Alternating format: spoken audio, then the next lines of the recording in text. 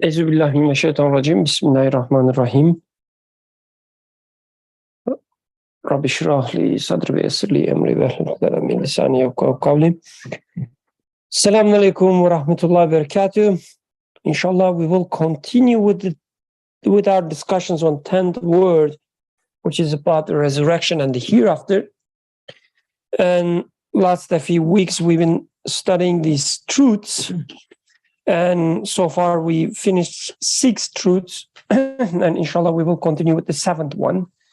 And with each truth, we look at the creation, the same creation, the same book of the creation with different lenses.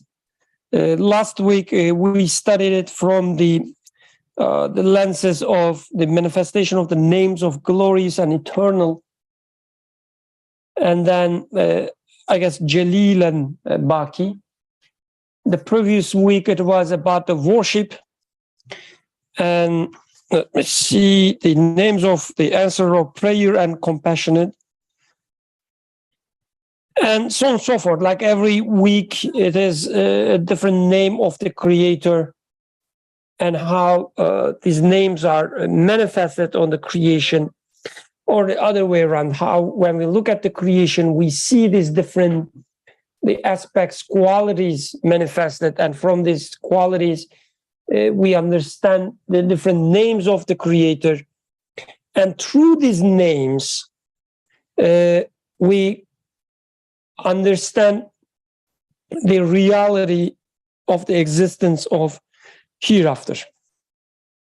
With this introduction, I will hand the moderation to Yusuf, inshallah, and with his guidance, we can continue with the 7th truth.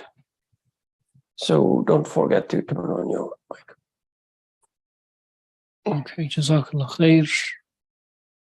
Assalamu alaikum wa rahmatullahi wa barakatuh. So, yes, inshallah, we will start with the 7th truth, the gate of protection and preservation.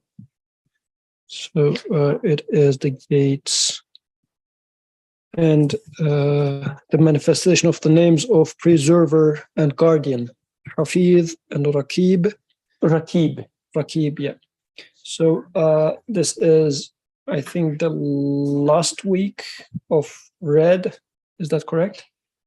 Yeah. Okay, so let's hear it from Red. All right. And it's a really nice coincidence. I don't know the English for tawafuk. The topic is about the preservation, right? And he will be preserved with us, of course. So although you are passing away to your country. All right. You can join from Indonesia. Yeah, it's in the morning. All right. Okay, 7th truth. The gate of protection and preservation. The manifestation of the names of preserver and guardian. Hafiz and Rakib. Okay. Is it at all possible that God's attribute of preserver, which protects all things with the utmost order and balance, things in the heavens and on the earth, on dry land and in the ocean, dry and wet, large and small, commonplace and exalted, and as it were, sifts their results by way of accounting? Is it at all possible that this attribute should permit the deeds and acts of man? Man, who has been given the lofty disposition of humanity, the rank of God's supreme vicegerency, and the duty of bearing the supreme trust, not to be recorded, not to be passed through the sieve of accounting, not to be weighed in the balance of justice, not to be punished or rewarded fittingly, even though his acts and deeds closely pertain to God's universal dominicality? No, it is not in any way possible. Yes, the being that administers this cosmos preserves all things in order and balance. Order and balance are the manifestation of knowledge and wisdom, of will and power. For we see that the substance of every created object is fashioned in well-ordered and symmetrical fashion. Not only is each of the forms it changes throughout its life well-ordered, but the totality of these forms is also marked by the same orderliness. We see too that the glorious preserver preserves many forms of all things, the life of which comes to an end when they have performed their function, and which depart from the manifest world in the memories of men that are like a kind of preserved tablet. There is a footnote. The entirety of the past, extending from the present back to the beginning of creation, consists of occurrences. Every day, year, and century that came into being is like a line, a page, a book written by the pen of destiny. The hand of God's power has inscribed his miraculous signs there with the utmost wisdom and order. Oh, it's the wrong one. Okay. There's another one right here. Oh, the footnote says to see the footnote in the seventh aspect above. All right. Should we read that or? We can read it. Yeah, it's page 64.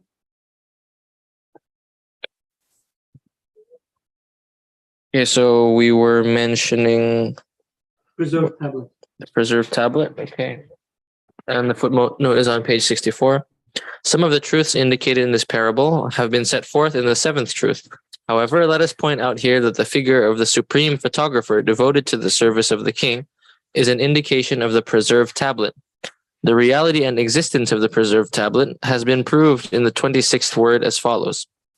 A little portfolio suggests the existence of a great ledger. A little document points to the existence of a great register. A little drops point to the existence of a great water tank. So too the retentive faculties of men, the fruits of trees, the seeds and kernels of fruit, being each like a little portfolio, a preserved tablet in miniature, or a drop proceeding from the pen that inscribes the great preserved tablet, they point to, indicate, and prove the existence of a supreme retentive faculty, a great register, an exalted preserved tablet. Indeed, they demonstrate this visibly to the perceptive intellect. Okay, we will continue from page 90, preserved tablet, or in a form of archetypal mirror. He also writes and inscribes a brief history of their life in a seed that is like the result and outcome of the whole. Thus, he causes all things to be preserved in mirrors pertaining to both the outer and inner worlds. The memory of man, the fruit of the tree, the kernel of the fruit, the seed of the flower, all of these demonstrate the universality and comprehensiveness of the law of preservation. Do you not see that all the flowers and fruits of the vast spring, the records of their deeds in appropriate form, the laws of their formation, and the images of their forms, are all inscribed into the finite space of a minute seed and are there preserved?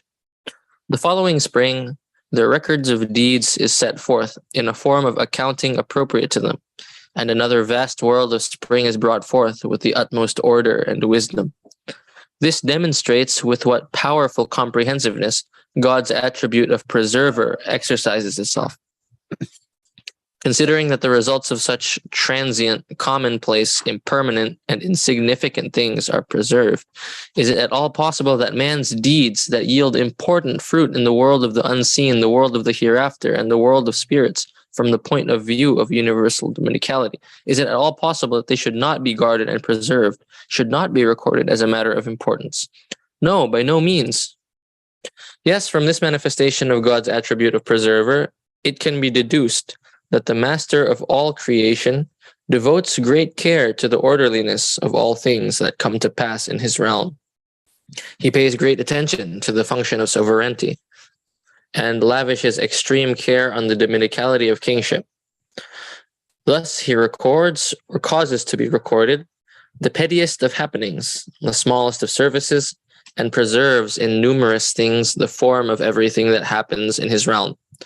This attribute of preserver indicates that an important register of deeds will be subjected to a precise examination and weighing. The records of men's deeds will stand revealed. Now, is it at all possible that man should be ennobled with the vicegerency of God and his trust, that, as a witness to the universality of dominicality, he should proclaim God's unity in the realm of multiplicity, and thus act as a controller and witness by having some share in the glorification of God and worship of most beings? Is it at all possible that he should do all of this, and then go to his grave and sleep peacefully without ever being awakened, without ever being asked concerning his deeds, small and great? that he should not go to the plane of resurrection and be tried at the supreme tribunal? No, by no means. Or is it possible for man to flee and hide himself in annihilation, for him to enter the earth and conceal himself from that power and glorious one, to whose power over all contingencies in the future, the occurrences of past time, each a miracle of his power bear witness, and who visibly creates winter and spring, that taken together resemble resurrection? And there's a footnote for the future. The entirety of the past, extending from the present back to the beginning of creation, consists of occurrences. Every day, year, and century that came into being is like a line, a page, a book written by the pen of destiny. The hand of God's power has inscribed his miraculous signs there with the utmost wisdom and order. Similarly, time from the present until resurrection, paradise, and eternity consists entirely of contingencies. The past consists of occurrences, the future of contingencies. Now, if these two chains of time be compared with each other, it will be seen to be true of a certainty that the being that created yesterday and brought into being the creatures peculiar to it is capable too of creating tomorrow together with its creatures. Again, there is no doubt that the beings and wonders of past time, that wondrous display, are the miraculous works of a powerful and glorious one. They bear decisive witness that that powerful one is capable of creating all of the future and its contingencies and manifesting all of its wonders. The one who creates an apple must of a certainty be able to create all the apples in the world and to bring the vast spring into being. Conversely, the one who cannot create a spring cannot create a single apple either, for the apple is made at the same workbench. But the one who makes an apple can make the spring. Each apple is an example in a miniature of a tree, even of a garden or a cosmos. The apple seed that carries within itself the life story of the huge tree is from the point of view of artistry, such a miracle that the one who creates it thus is incapable of nothing. So too, the one that creates today is able also to create the day of resurrection. And it is only the one capable of creating the spring that is able too to create resurrection. The one who affixes all the worlds of past time to the ribbon of time and displays them there in utmost wisdom and order is without doubt capable of attaching other beings to the ribbon of the future and displaying them there.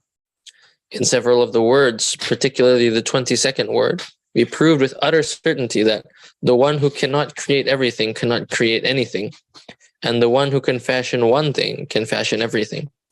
Also, if the creation of everything is entrusted to a single being, the creation of all things becomes as easy as the creation of a single thing.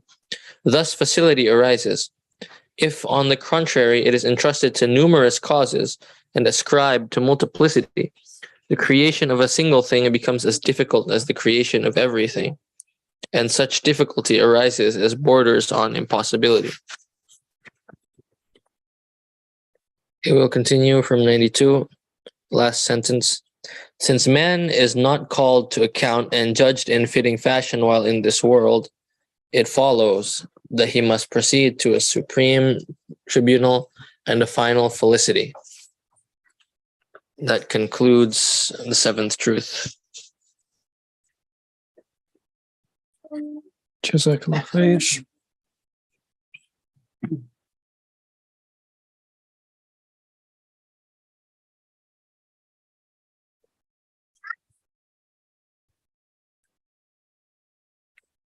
Jazakallah khair. Seventh truth was about protection and preservation and the manifestation of the names of preserver and guardian. And author made a case about that. Any initial comments, main points that you would like to highlight?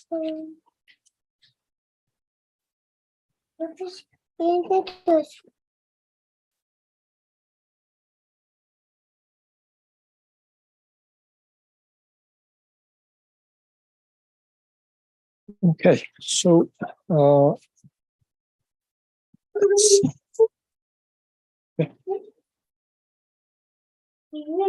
here names are Hafiz and Raqib, preserver or protector and preserver at the same time, like Hafiz as the memorizers of Quran, named as Hafid. So this is that the same word here, preserver. The author is making a point, like overall, I guess the bigger picture is when you look at the creation, you see that the one who is maintaining the order is preserving even the tiniest detail. There's a preservation, a overall preservation that takes place. But how about human and humans' acts?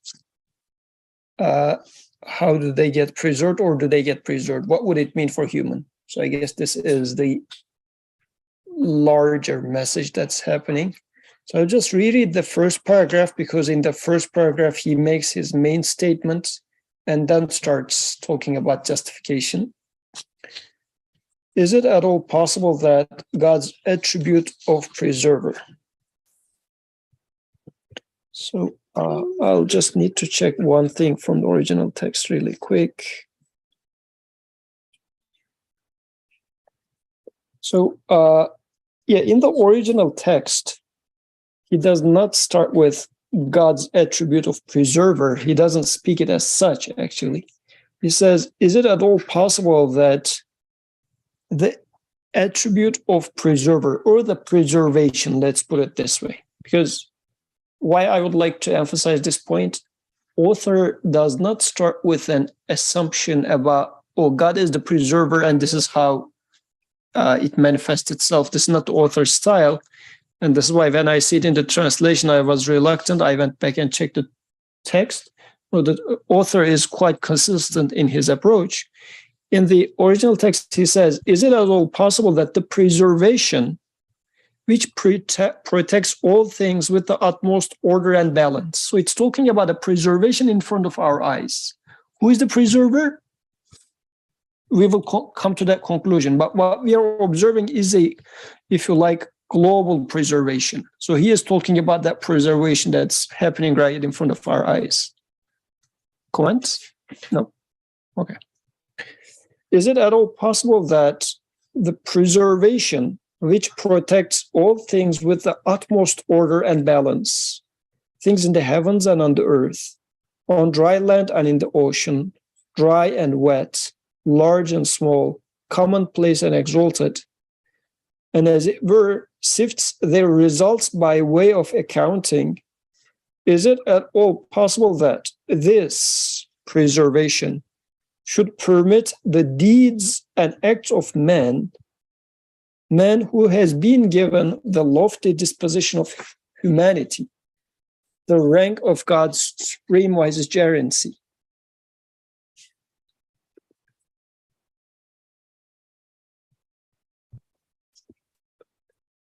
And the duty of bearing the supreme trust, not to be recorded, not to be passed through the sieve of accounting, not to be weighed in the balance of justice, not to be punished or rewarded fittingly, even though his acts and deeds closely pertains to God's universal dominicality. No, it is not in any way possible. This is, I guess, the general gist of the matter. And once reading this, I guess the major points to consider is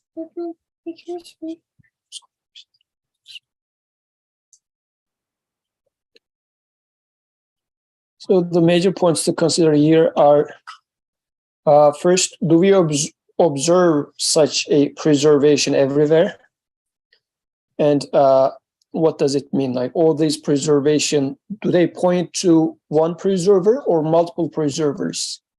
If it is one preserver, which then means, oh, there must exist a preserver who is at the same time, let's say, merciful, just, creator, everything, then how does it apply to human? How does this divine attribute of preservation, how should it apply to human? Then becomes the second question. I think this might be the approach. What do you think? Any comments, questions, concerns?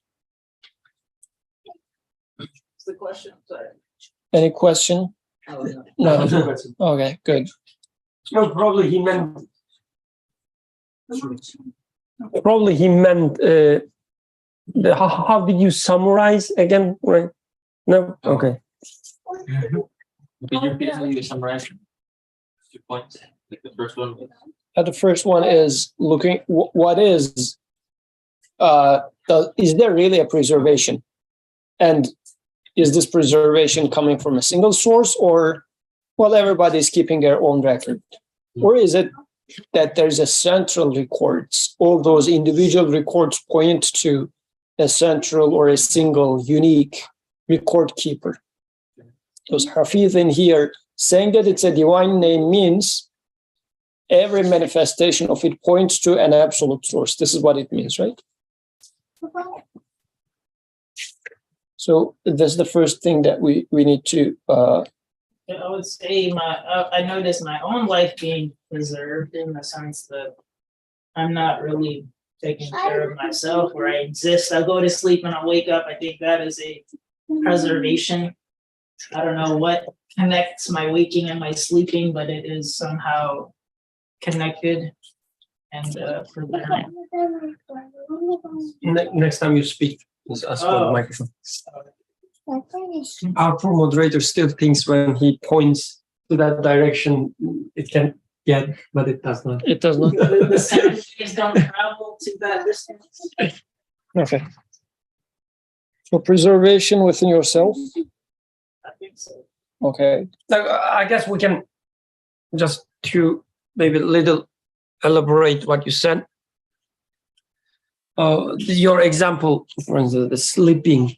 When you wake up, you still wake up as the same person. I mean, quote unquote.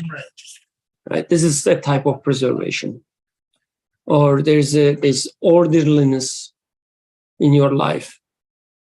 It is a type of preservation. There's an order in the universe in general, in the bigger scale, which is a grand preservation. Right. So I guess the only explanation that we can make for the fact that the order that we see in the universe is same everywhere. It's just it is possible only through preservation. Otherwise, you wouldn't have any basis to believe that you drop something, it falls. The next time I will drop, whether it will fall or not, I have no idea. There's nothing to say about it. I have no clue. Only when I tie this thing that I call as order to preservation, that things being preserved, then I know that this order is also preserved. So the next time I drop, it will fall.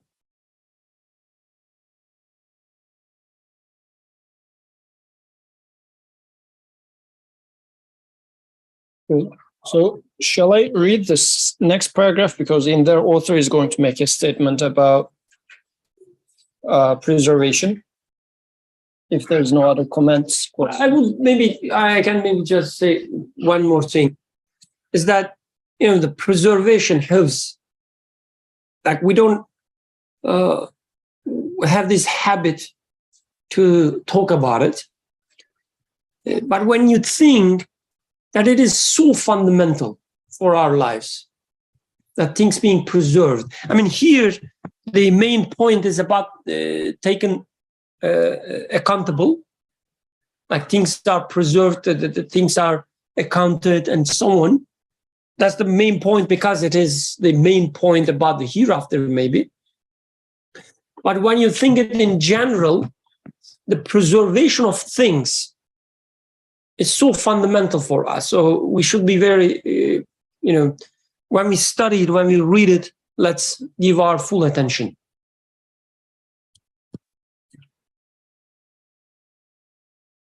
And like, for example, if we go outside tomorrow,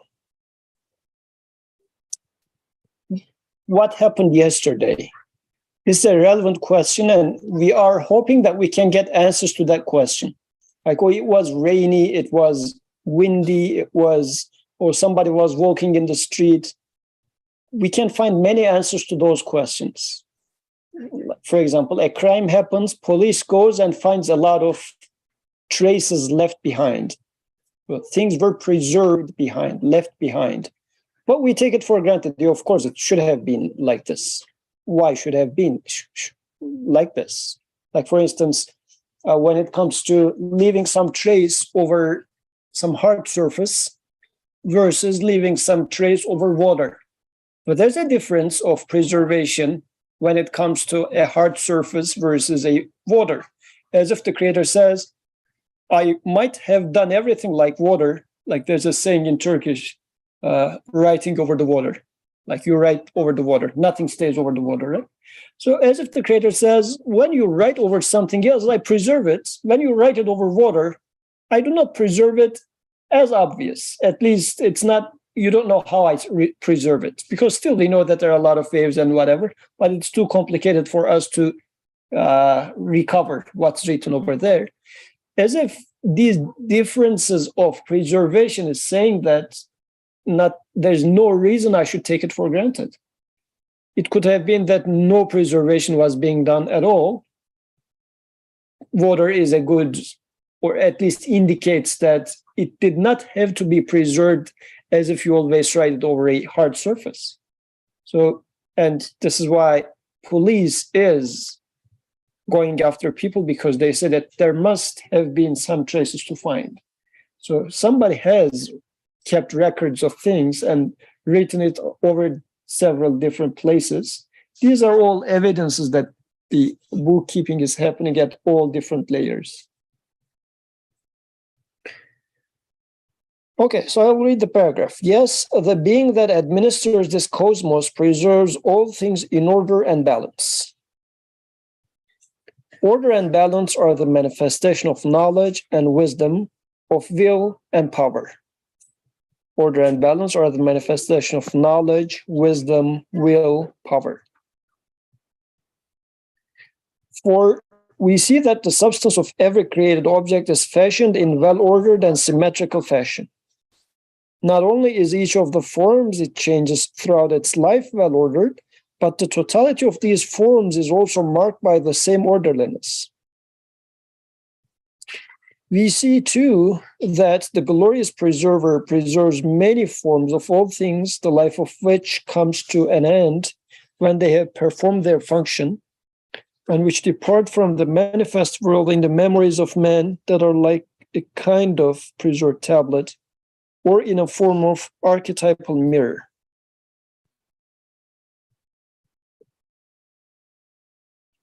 He also writes and inscribes a brief history of their life in a seed that is like the result and outcome of the whole.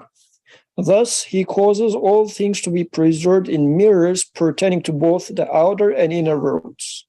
The memory of men, the fruit of the tree, the kernel of the fruit, the seed of the flower, all of these demonstrate the universality and comprehensiveness of the law of preservation.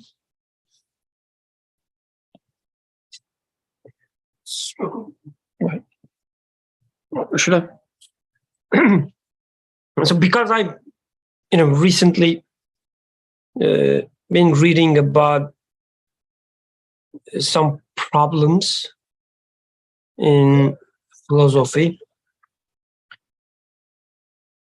so I cannot help but notice there's such an important thing when he says, the being that administers this cosmos preserve all things in order and balance. So whatever is, creating all these things, the same thing, same being administers and preserves all things in order and balance. Order and balance are the manifestation of knowledge, wisdom, will, power.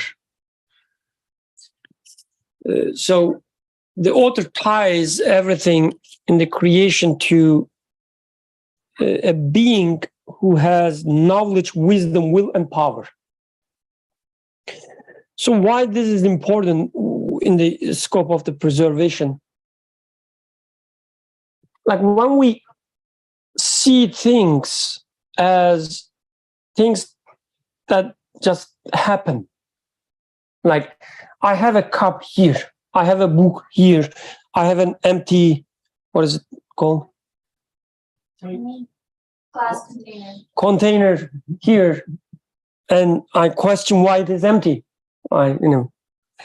Anyway, everything is just there. Everything happens, and that's how I see, right? When I look at them, I don't see anything that they point to. I don't see any way that they are tied to. Things are just in front of me. Things happen, and that's it. The future or the next moment of my life is a complete unknown. It's just darkness when I see the reality in this way. Because like things are, yes, they are as they are right now, and that's it. I have no idea what will happen tomorrow. And the way that they are is just mere luck, right? The next moment, everything can be just destroyed, go away. He talks about these contingencies in the footnote, but this darkness that I don't have anything to rely on in my life. Things just as they are, and that's it. That's all I know. But when I realize that things are being created, meaning they cannot just happen, they cannot just be. They need to be created. They need to be given existence. So if I can ask, what do you mean tomorrow sun is going to be rising by chance? I mean, what do you mean by that? If I see it that way, like the chance, even chance is like a secondary. How I see the reality is it just, oh yeah, it is like this. Like I have cap, and there's no explanation. I just have the cap here. But what happens if I want to drink something out of it? I don't know. Like it can, work as a cap, or it can dissolve. I have no guarantee. When things just happen, everything becomes momentary. Right? So I guess maybe a little bit of explanation is needed there. So like, what's it? Preservation of inertia, whatever is the name of the law. I mean, world is rotating around itself, and still it keeps rotating. So naturally, within like 10 or so hours, sun should rise. What do you mean by it should dissolve? All I know is just the frequency so far. That's all I know. The sun was rising yesterday. The sun was rising 2 days ago, the day before, and that's all. There is nothing to connect them. So I can say that, I used to watch sun. I've been watching sun rising throughout all my life, and that's the only thing I know.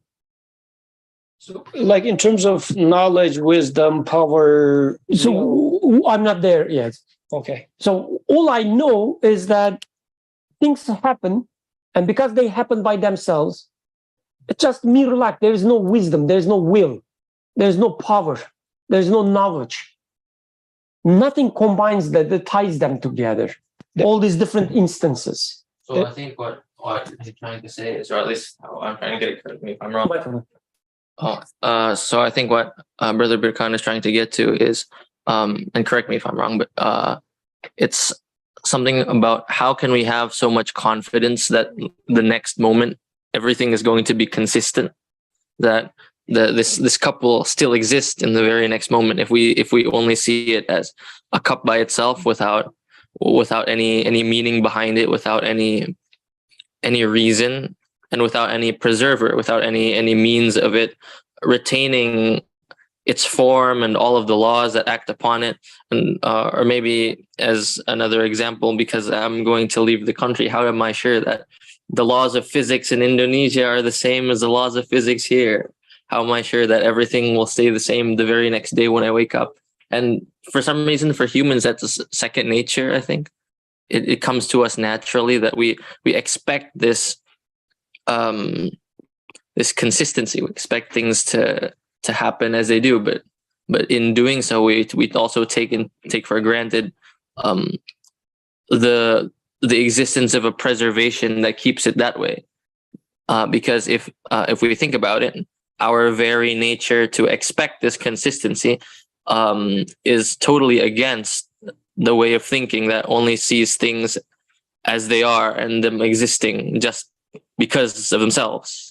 I guess that's what I thought. And it's funny that you are mentioning like laws of physics here in Indonesia. In such a world that everything just happens by itself, you can't even talk about such laws. There's no such laws. Like these names that we give, that law of gravitation, for instance, it's just like a desire, a wish that we hope, we pray that there is such a law so that we can rely. But if things just happen by themselves, there's no reason to believe that there's such a law. It's been that way so far, but we have no idea for the next moment. Only when you realize, again, the things cannot just happen. When you look the way they happen or they exist, when you realize that there must be knowledge behind it, because even in a single moment that you can experience, everything's are tied together, everything, all the things are tied together. It fits the design of, or the form of cab, as author mentions in this paragraph, right? Or the next paragraph. The forms of the shape of things, are so meaningful. Like it fits my need to keep a water in a container. I need such a thing. The shape, the form makes perfect sense. When I realize that things make sense, actually. That things are, manifest this knowledge. And then will, and then power. Like we can discuss all of them one by one. But let me take a shortcut. When we realize that there's will, power, the knowledge behind everything, and things are tied together. And the past and the future is also tied together. As author says in the footnote, the one who created yesterday can create future. And this he can create future is enough for us to rely. Now I can say that the future is not that dark because he can create. There's if I can say,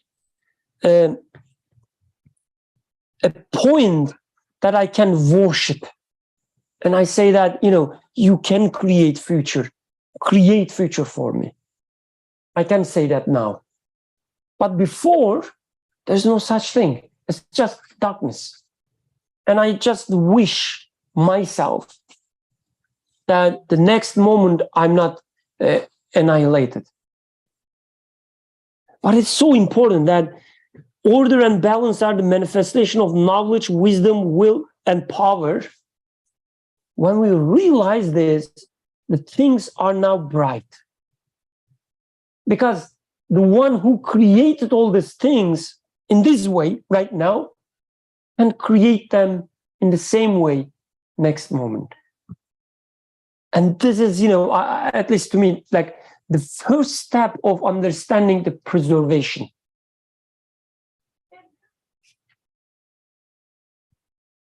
So, and it looks like there's this preservation that was happening in almost every facet of life, which I was oblivious about. I was not even aware that it was there. I was living as if it is there, like with heedlessness, because if you think about it, if I am not convinced or secure of a creator, then, as you said, I should be perfectly like full of worries at every moment. Like when I'm drinking this cup, and then with this hot fluid in it, in the next moment, maybe the thing around it will just disappear, and the hot water is just going to be poured into my hand. So I better never hold it up, and I'll just stay distant. This is not how we live life. But if I were to be like a consistent human being, I should have such worries. So in a sense, my heedlessness is making me live life in a way. But now, then awareness, what sort of an awareness should be there? This constant preservation is happening at so many different levels. And one of the important things that he said over there was, not only is each of the forms it changes throughout its life is well ordered, but the totality of these forms is also marked by the same orderliness. So in a sense, so as if it is saying that Atik from tip to toe is orderly, like this balance is being preserved in there, but also time-wise, every different Atiks that were as if time is a long line, and one Atik is being put hanging in here, another Atik is hanging in the next frame. Along all these frames of life, all those Atiks that are put in there are also within a balance and order. Like a line, a page, a book written by the pen of destiny. Mm-hmm. You know, how author talks about time. Mm-hmm. And that actually this is important because that preservation and order, for example, when I was talking about the text, I said that when I read the first sentence of the first paragraph, I said this doesn't sound like Nursi would start with such a sentence. So I went ahead and checked the original language. In humans generally, human authors, let's say, I mean, although this author is super consistent, we would observe here and there inconsistencies in our lives. Like we would say that, yeah, this is his style, this is that person's style, but time in, time out, he is just deviating from that. The creator is consistently preserving in all facets of life. Or, like again, if I'm going to be consistent with Nursi's perspective, I do observe this consistent preservation at every facet of life. What does that point to? If I see the same style everywhere, what does this point to? And there was this footnote, the preserved tablet idea, which we went ahead and read that footnote. What was the original word for it again? Is it kitab?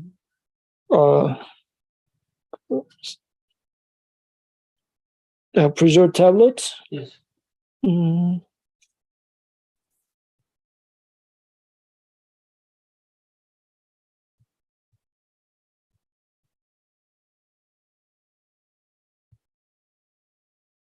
I couldn't see it here. Alwahu Mahfuza. It's just tablets to preserve. Okay. So in there, the author makes an interesting point. He says, if you see small ledgers, small documents, it points to a ledger. Does it make sense to you? Like, is this a valid statement? What do you think? I'll read it from there because it's an interesting argument. It says, a little portfolio suggests the existence of a great ledger. A little document points to the existence of a great register. This is from page 64. And little drops point to the existence of a great water tank. So too, the retentive faculties of man, the fruits of trees, the seeds and kernels of fruit, being each like a little portfolio, a preserved tablet in miniature or a drop proceeding from the pen that inscribes the great preserved tablet they point to indicate and prove the existence of a supreme retentive faculty, a great register, an exalted preserved tablet. Indeed, they demonstrate this visibly to the perceptive intellect. What do you think about this? Like, is this a strong argument? Like when you read it, it sounded to me like a conceptual argument. What I mean is, like, you go to market, you purchase something, and they give you what? The receipt, right? When I see this receipt, which says, okay, you purchased this and that much, you purchased that, which is that much, and so on. If I take it as in isolation, and say that, okay, this is just a summary of my purchases, then it's just a waste of, the computation, waste of paper. Mm-hmm.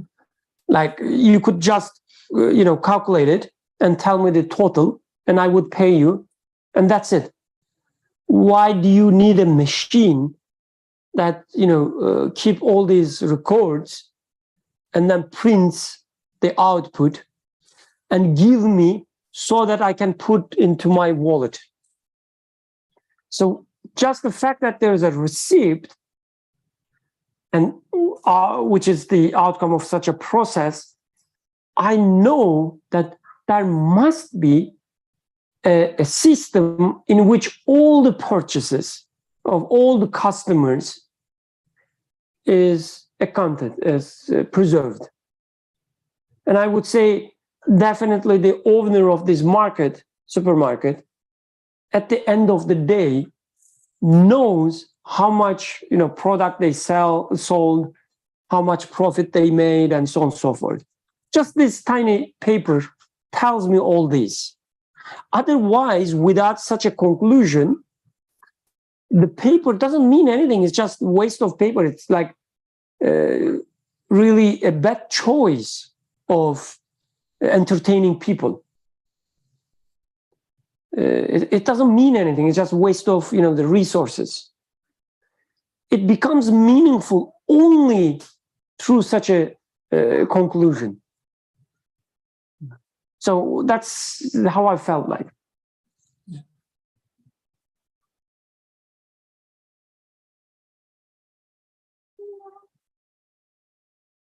Yes, so seeing those small records points to a larger record being taken.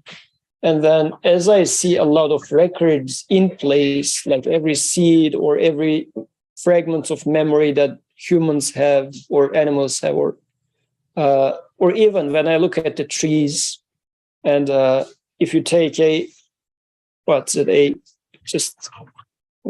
fragment of the tree, you can't even say, this tree is this many years old because of all those circles in there.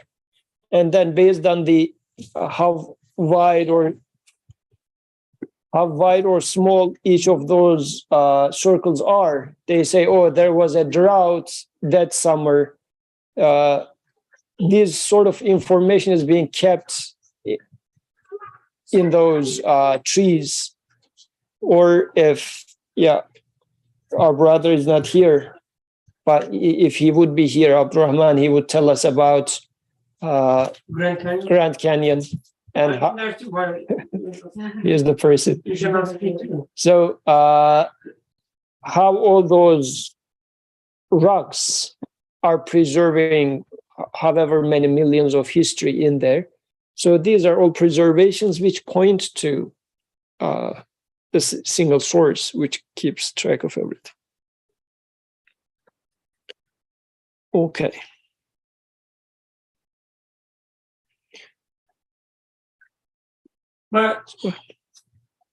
So this is another thing I like about this author is that whatever we have in our lives, every experience like this received from a supermarket, for instance, it means something. Like we should think about it. because it points to certain things. An author, just catches the type of concepts. Like, what was the thing he said, which points to ledger? Every what? Portfolio. Portfolio, right? A piece of our experience, our life. So it's not only for the sake of giving an example, but everything in our lives is an example of a truth. So nothing is just a coincidence. Nothing is just a byproduct of historical decisions. Like you cannot take, this supermarket and the receipts as, oh yeah, we have these receipts because, 30 years ago, people thought it would be nice to have. No, it reflects a bigger truth about our life. It's everything we have is just an example of a truth. You should read it that way. Nothing is a coincidence. Nothing is a byproduct of something else. It points to always, whatever you think of, always point to a bigger truth.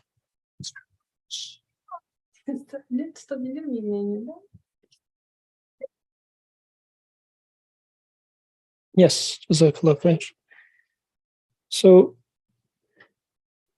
I guess we are getting so much numb, or maybe we have never observed this aspect. But if you go to a new environment, let's say if you are going for a job interview, it's a new environment for you, and you pay attention to what everybody is doing in there. And actually, every single move of you is being carefully observed by the people around you. And at the end of the day, they send an email to the department saying that give us feedback about this new candidate and whatnot. And you are aware of that as well. And you realize that, oh, everybody's carefully observing me, watching me, taking notes. But when I'm living this life, this preservation was taking place all over the place, but I just didn't pay attention to it. So realizing this, which author does in here, should make me question, how about the things that are being preserved? How about my actions? The same preservation, how does it apply to me? So I think this is, now that we somewhat answered the first question, because the first question was, is there a preservation? And is the preservation belonging to a single source? Or is it like independent preservers? Or they're just random traces that are left behind? Or is it a preservation that is being done by a single source?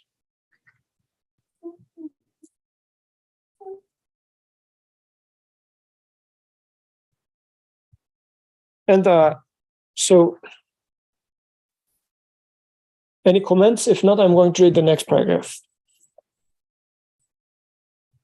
So do you not see that all the flowers and fruits of the vast spring, the records of their deeds in appropriate form, the laws of their formation, and the images of their forms are all inscribed into the finite space of a minute seed and are there preserved? The following spring, their record of deeds is set forth in a form of accounting appropriate to them, and another vast world of spring is brought forth with the utmost order and wisdom. This demonstrates with what powerful comprehensiveness God's attribute of preserver exercises itself. Considering that the results of such transient, commonplace, impermanent, and insignificant things are preserved, is it at all possible that men's deeds that yield important fruit in the world of the unseen, the world of the hereafter, and the world of spirits, from the point of view of universal dominicality, is it at all possible that they should not be guarded and preserved, should not be recorded as a matter of importance? No, by no means. And in here, the preservation that's being done by the end of the summer and republication, or as if proving.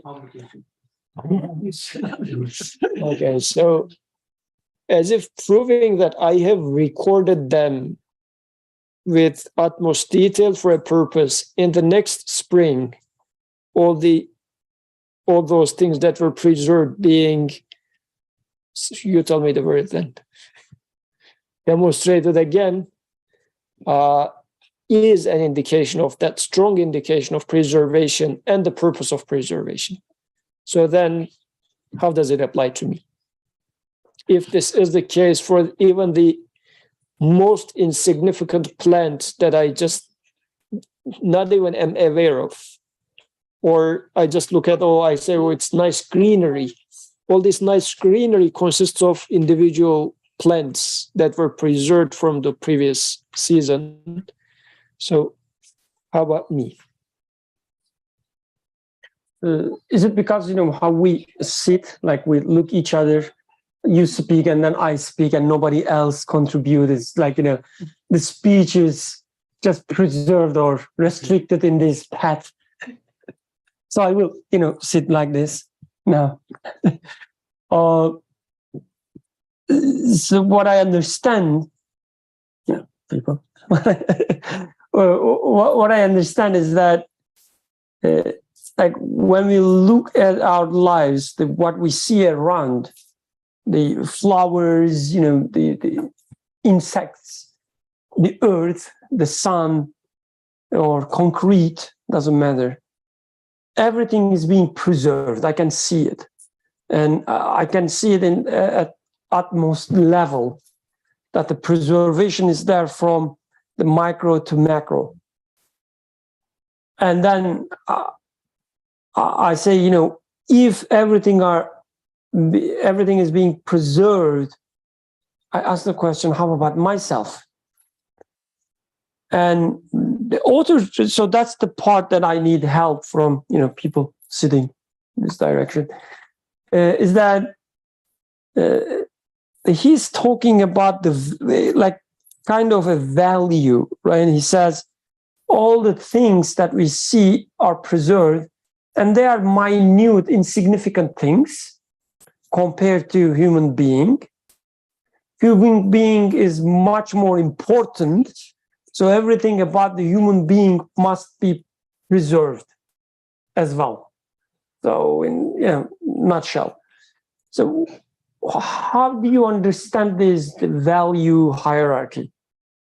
That the flower compared to man is insignificant, and how and why this is so? My question.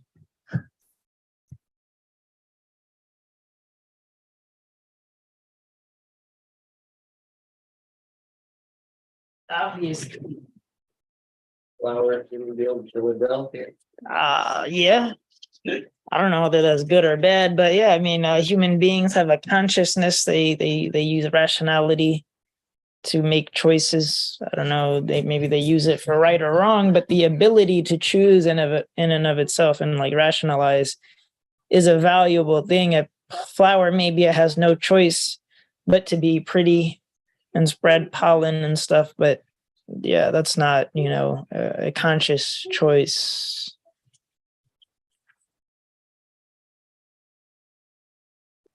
Anyone else? Ozaren, you want to say something? You made these, the movements. I guess. Yeah. So I'm studying, human behavior. So I have to. Makes sense. Yeah, I guess one thing that I was thinking about, like the difference between human and other sort of organisms, is that we have sort of this awareness of, even if we don't even if we take it for granted, I think we have this inherent ability to recognize that things are preserved, and that we have the ability to, at some level, do the same for ourselves. Like the entire field of history is based on preservation, and we recognize that things can be passed down from earlier generations, and like also the field of archaeology, like as well, like those are both fields in which we have to like recognize the fact that things are preserved, and that we are capable of not only recognizing that fact, but like passing down that knowledge to future generations, whereas like other organisms sort of more display this preservation by following like instincts that are sort of coded into them. So I think that's sort of what I was kind of thinking of when like thinking of the difference between like humans and other organisms, in that we have this ability to like recognize the preservation that happens around us. She looks at the microphone. She wants to say something. She's not sure. So we push a little bit, she will. Taking me on. No, I think that was a beautiful comment, that humans have a conscious intention, the intentionality that marks or makes a distinction. And I guess the consciousness is important in the sense that through the consciousness you experience more. Like you know about the existence more than anything else, at least from our point of view, right? It doesn't really matter. So we are studying the creation, the universe right now, and we are trying to make sense. And I guess it's only fair that we try to make sense of the creation from our point of view. And from a human point of view, that the way a human connects to the reality, to the universe, to the things, it is much more superior than anything else. Oh, go ahead, please. Yeah, I was just thinking about how, you gave examples of history and archaeology, right? And then there are very close examples of taking photos. Our phones are brimmed with photos, or old messages and letters that we keep, right? Because there's a sort of meaning that we are trying to preserve there, that we might look back with nostalgia or longingness, or a desire for it to happen again or continue. And the various meanings that I experience in my life in terms of, not just my own memories or meaningful moments in life, but the sort of meaningful relationships I have, the meaningful relationship I have with a plant, even if that plant dies and withers as they do. I want that meaningful relation I had with it to be preserved.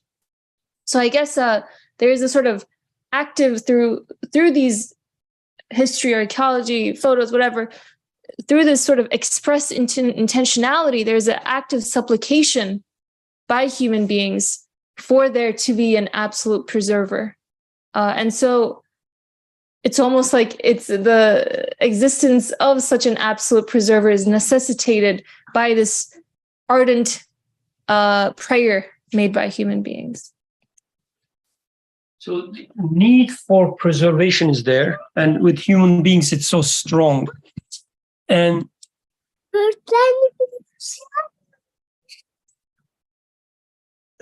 the need is so there and so intense.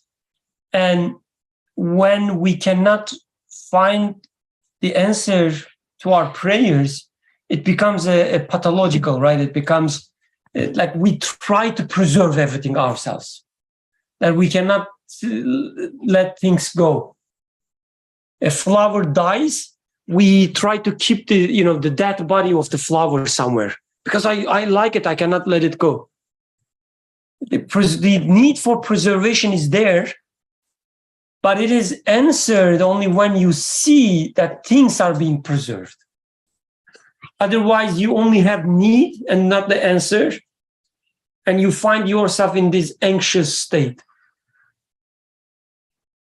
So going back to this, the fruits or the consequences of things. So I guess this point is also important when it comes to hereafter. So author says everything, every consequence, every fruit of things is preserved. And when it comes to humans with such an intense desire and the connection with the preservation, it makes only sense that the consequences of our actions, our fruits, are also being preserved. Especially when we realize how the outcomes, the fruits of our actions or our even intentions are so important. So author says, this is also, I guess, something we can discuss, that man's deeds that yield important fruit in the world of unseen, the world of hereafter, the world of spirits. So our deeds yield fruits which are, which look at the world of unseen. So how should we understand that part? So what do you understand from the word of unseen? Let's start from there. What is the original? The Alem-i Gayb, right? So, okay, let's keep one thing in mind. The author is talking about the hereafter, right? Ahiret. Hereafter. Kind of like text is, it's a proof of the hereafter. But within the text, he's talking about hereafter. So it's kind of circular. So to me, it means that when he says hereafter here, he's talking about something else. Like your deeds having an outcome in the realm of the Alem-i Akhirah. The Alem-i Gayb for unseen and Alem-i Akhirah for world of hereafter. I think he means something else. So otherwise it would be like a kind of circular. So how should we understand that part? I'd like to introduce a slightly tangential comment, and that as a sinner, my desire is not to preserve, but rather for things to be forgotten, right? And so maybe that also points to maybe an innate knowledge or understanding that things are preserved, and so they should be forgotten instead of they just dissipate after they're done. But that's actually a great point, because the fact that you have such a desire, it's by itself, it's a tiny, maybe, by itself, it's not the strongest proof, but at least a tiny proof that your deeds are preserved. Otherwise, you wouldn't have such a desire, right? Conceptually, when you think about it, the desire for being forgotten, it's almost same thing with the the concept of preservation. And this is, again, very tangential, if you allow me, just a methodological, maybe just a reminder. So when we read such text, and when we see all these examples being listed, even individual examples are weak examples, even if this is the case. I'm not saying that it is the case in this paragraph, but even when this is the case, we shouldn't fall into trap just looking at things in isolation and say that, but this is weak arguments. Think them in combination. See how they support each other. And then you will realize as a whole They're like a very strong argument. So as long as they support each other. And I guess in most of the examples, all of the examples that we read so far, they all support each other, like your desire to be forgotten. And okay, I guess it's also a good explanation for this alam akhirah. When you do something, there's always a consequence of it. Like there's an end of it. And like there's an akhir of it. What happens next? How it tied to the things coming after it. Effect. Sorry? An effect. Effect. So you can think effect as akhir of things, right? So effect is not the best, the word, not English wise. But when you say effect, it's as if, I push this and it moves. Cause and effect, right? This is how we are taught. As if effect is tied to the cause. I push it, hence it moves, right? It has to move. But in reality, there is no such connection. There is only my pushing, and the book is moving. They are independent. In schools, your teacher will say that they are tied together. The effect is created by the cause, your teacher will say. Don't listen to them. Because it's not true. There is cause and there's another. Oh, let's say there is effect and there's another effect. There's no cause and effect. The cause, as they call, cannot create the effect. So there is no such. But anyway, in school, pretend as if you are listening. Then, oh yeah, there's cause anyway. But it's a lie. It's a big lie. Well, you have no reason to trust you versus the school. I go to school at this point. Of course, yeah, that's a good argument. But anyway, no, I just explained why I don't like the word effect.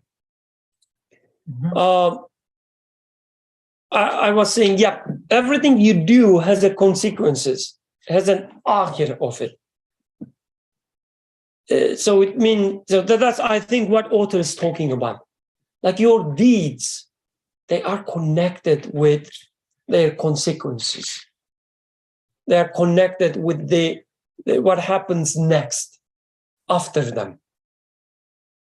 A word of unseen, like your deeds is not only tied to what is around you. Your deeds also tied to things that, seemingly at least not around you. So let me give you an example. If you can come up with an example about this word of unseen, just don't wait for me. But deeds having fruit in the word of unseen. Okay. What about addictions? What about addictions? Cigarettes. But you can't see the addiction. You just see the desire for the person to seek out something. Right. It's not a physical sickness. It's more of a mental, unseen ailment. Okay. Yeah. I don't know how we're related to that, but Can we say an unseen fruit, for example, let's say you cook a very nice food. I take the food, just wrinkle my face and pour it into trash can. You just signed your... That sentence. So, like, physically speaking, I just wrinkled my skin and I just put food from one place to the other. Like, that's all I did. Nothing special. But you got so offended. Why? So because what I did carried some meaning. So it had a message, and the message is not visible. Like, it's the message that was there is in the unseen, but you were able to recognize what that meant. So human has this. Actually, if we say that if it was just a robot, let's say, nobody would get offended from the robot, because robot wouldn't mean anything, and we wouldn't read anything from robot's behavior. For robot, it would really it would really be taking food from one place to the other. But when you are doing it, it means a lot to me. So then there's this, with human and human consciousness, this aspect gets into the picture. So then let's wrap it up with, are we going to finish at 8:30 or 8:45? 8:30. Okay, now it's 8:30, so let's wrap it up with the last paragraphs. Now the author is saying that this preservation we observe everywhere. And it shows that the maker, the owner, the creator, the maintainer of this realm that we live in is so careful about preserving things. Then now I'm going to read the last two paragraphs to wrap it up. Now, is it at all possible that man should be ennobled with the vicegerency and the trust? Because man is not just a regular being, man is ennobled with the vicegerency and the trust, which means you are not, it's not like, oh, I live by myself. No, I am not made to be by myself. I am made to be responsible for the whole creation. This super comprehensive conscience and consciousness given to me comes with a cost.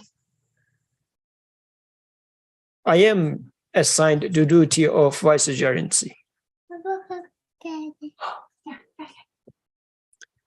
That as a witness to the universality of dominicality, man should proclaim God's unity in the realm of multiplicity, and thus act as a controller and witness by having some share in the glorification of God and worship of most beings. This is an important part.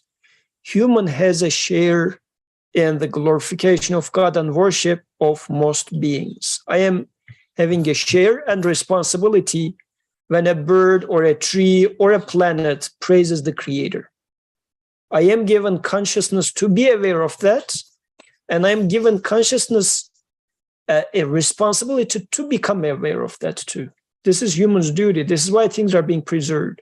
Did I do my job properly or not?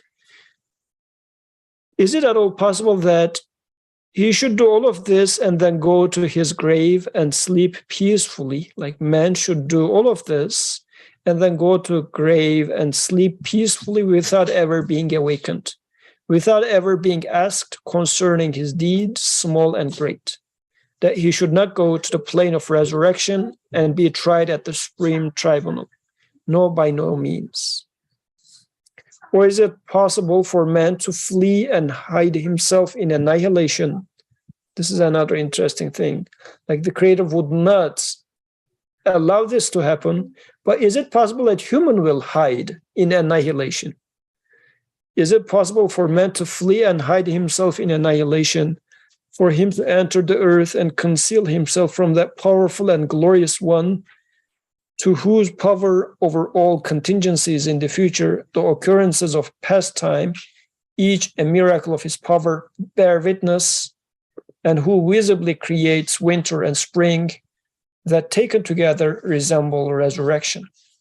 Since man is not called to account and judged in fitting fashion while in this world, it follows that he must proceed to a supreme tribunal and a final felicity. Because this reminded me of committing suicide or trying to hide in annihilation.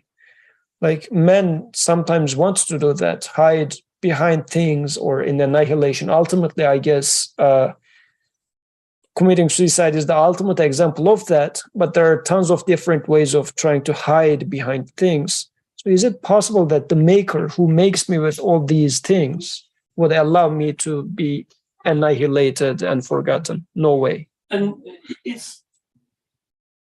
is interesting the way author says, puts into the context. He says, do you think you can escape from future? You can escape from all contingencies in the future, while the existence, the occurrences of the past bear witness that there will be future for you as well. Like, you cannot escape from it. The future awaits you. And H. Beza, please go ahead. Assalamu alaikum. Just on that final note, I would even argue that even like with suicide or people who try to run away in that way, it's not so much as trying to go into annihilation, but rather I would argue, at least in part, it's that there is for that person a lack of confirmation of the preservation of things, because my present now is connected to my past and my future, insofar as how I experience my life, right? So if my past dissipates, for example, then my future will as well. My present moment will as well. It kind of adds up to nothing. And if I can't refer my experiences as I experience them right now, like my experiences here now, and also my past experiences to a sort of, as we've been saying, like a preservation, or in other words, like my experiences are actually meaningful, that they look to something. I would even argue that the sins or the things that I want to hide are just as important. Like they're part of my journey, even though I may not want to publicly showcase them. And I can't remember where I read or heard it, but like even the existence of hell is a sort of mercy, right? Because even in hell, there's a sort of preservation in the face of annihilation. So that hellish state of being kind of preferred, or being a sort of mercy in the face of non-existence, because non-existence or annihilation kind of then looks like it's all meaningless, it's all futile. And I can see this within myself too, because I want to, for example, the retention of my memory. I don't want to forget. I want to remember what I did yesterday. I want to remember what I did 10 years ago. I want to remember everything.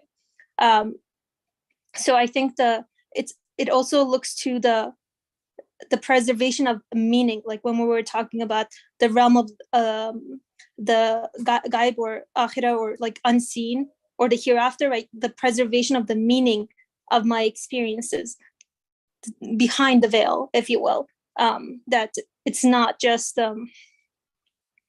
something that I haphazardly just happen to experience, and that's it. It doesn't look to anything, and it doesn't offer me anything. And of course, as the ending here was saying, like part of that is also my, it falls on me a sort of responsibility as well to contribute to that sort of preservation as well, insofar as the scope of my free will is able to, which is in recognizing the sort of worship and preservation that is going on around me and within me.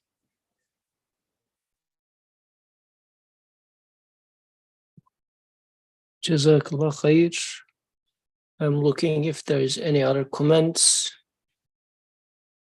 So inshallah, let's conclude it here. سبحانك لا علم لنا إلا ما علمتنا إنك أنت العليم الحكيم وآخر دعوانا